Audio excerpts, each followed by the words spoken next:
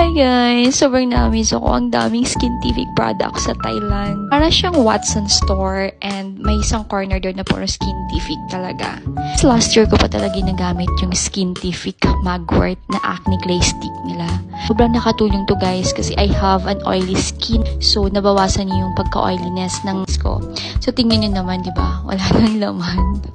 O, di ba? Yan yung pruweba talaga guys na ginagamit ko siya. Pag normal days guys na wala akong acne, ginagamit ko at least twice a week. Pag malapit na yung MS natin, mga girls, I use this one at least 3 times a week. Sobrang sulit niya and na-amaze talaga ako kasi grabe, halos lahat ng pasukan ko na store in Thailand is meron talagang Skintific. Ano meron ba kay Skintific? Meron siyang niacinamide, salicylic acid, and centella. So, nakakatulong tong mag-cleanse at hydrates ng skin natin. At